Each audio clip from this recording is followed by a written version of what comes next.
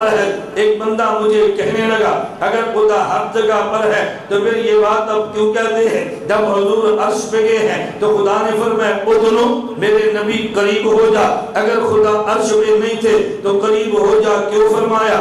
آدمی قریب ہو جا تبھی کہتا ہے کہ جب آدمی موجود ہو، کہتے میرے قریب ہو جا، میں ممبر پہ بیٹھوں میں کہتا ہوں میرے قریب ہو جا، اس کا معنی میں یہاں ہوں، اگر میں یہاں بھی ہوں میں وہاں بھی ہوں، پھر ادنو کہنے کا مطلب کیا ہے؟ کہتے ہیں اگر خدا عرش پہ نہیں تھا تو یہ کیوں فرمایا میرے حبیب ادنو میرے قریب ہو جا؟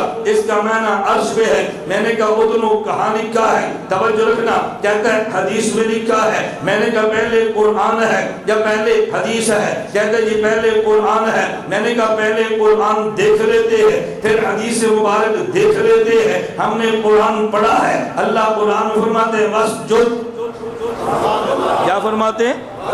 بولو کیا فرماتے ہیں؟ وَاسْجُدْ کا معنی عرش پہ جا یا زمین پہ آ؟ بولو نا، وَاسْجُدْ کا معنی عرش پہ آ یا زمین پہ جا؟ آگے کیا فرمایا؟ وَاسْجُدْ کے آگے کیا فرمایا؟ وَاقْتَرِبْ، سجدہ کر میرے قریب ہو جا۔ اگر خدا عرش پر ہے تو سجدے سے قرب کیسے ملا ہے؟ اگر خدا عرش پر ہے تو سجدے پہ قرب کیسے ملا ہے؟ میں نے کہا ہم نے قرآن دیکھا ہے تو وقترب زمین والے کے لیے ہے، ہم نے حدیث دیکھی ہے تو ادنو عرش پہ جانے والے کے لیے ہے۔ پتہ یہ چلا عرش پر بھی ہے، پتہ چلا فرش پر بھی ہے، عرش پر بھی ہے فرش پر بھی ہے۔ دیوبند کے پاس قرآن بھی ہے، دیوبند کے پاس حدیث بھی ہے۔ کوئی قرآن لیتا ہے حدیث کو چھوڑ دیتا ہے، کوئی حدیث کو لیتا ہے قرآن چھوڑ دیتا ہے۔ دیوبند والے قرآن بھی نہیں چھوڑتے، دیوبند والے حدیث بھی نہیں چھوڑتے۔